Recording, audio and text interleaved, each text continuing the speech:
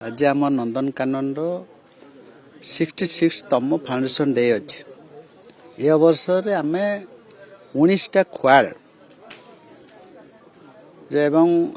आमर हॉर्टिकल्चर गोटे गार्डन एवं अन्य विभिन्न प्रकार आज आम शुभ उद्घाटन करूँ। माननीय पूर्वतन विधायक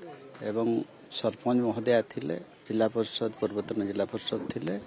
एवं विभाग अधिकारी माने थिले एवं आपण देखिले सुंदर भाव विभिन्न प्रकार जो प्रजाति एवं बिलुआ हो भालू हो अन्य जोटा कि पर्यटक माने देखिकी खुशी हे निश्चित भाव एवं ये जो आसवे दि दिन पूर्व पाखापाखि 40,000 पर्यटक आसी जोटा कि आम अरे भल कथा आगे भविष्य निश्चित भाव आमर ओडिशा सरकार रेवेन्यू बढ़िबो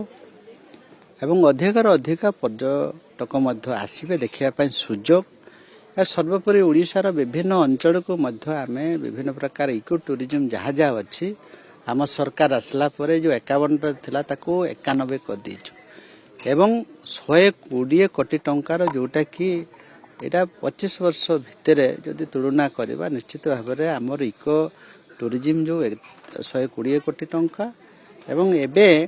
नंदनकानन को मध्य आमर 120 कोटी टंका दिखाई आपण माने बुलिकी देखिछन्ते। निश्चित भाव में भारत वर्षर सबुठारु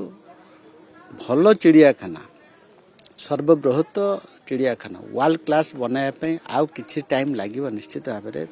विभिन्न प्रकार कांजिया लेक डेवलपमेंट कथा हो एक्वेरियम हो अन्य जिते सब नुआ नुआ प्रजाति